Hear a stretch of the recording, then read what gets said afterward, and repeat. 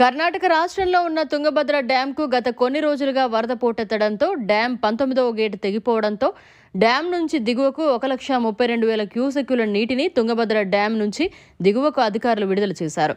రాత్రి 11 గంటల సమయంలో డ్యాం 19వ గేటు చైన్ లింక్ తెగిపోవడంతో ఈ దుర్ఘటన జరిగిందని అధికారులు సమాచారం. నది దిగువన పరివాహక ప్రాంతం ప్రజలు అప్రమత్తంగా ఉండాలని అధికారులు తెలిపారు. త్వరలో నిపుణుల పరిశీలన అనంతరం గేటుకు సంబంధించి మరింత సమాచారం తెలిసే అవకాశం ఉన్నట్లు తెలిపారు.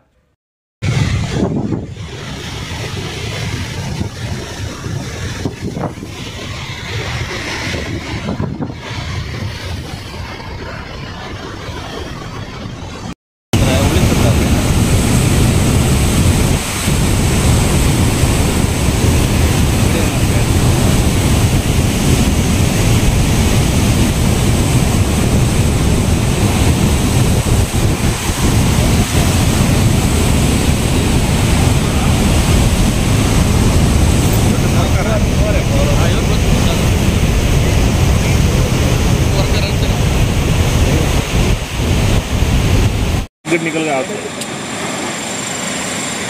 पानी जा रहा था जरा फुटाने का गेट है तो निकल गया इंडियन का बड़ा वो कंट्रोल नहीं कर सकते उनको मालूम होगा नहीं शायद एक्चुअली खुले మరిన్ని అప్డేట్స్ కోసం మన HN9 టీవీ ఛానల్ ని సబ్స్క్రైబ్ చేసుకోండి.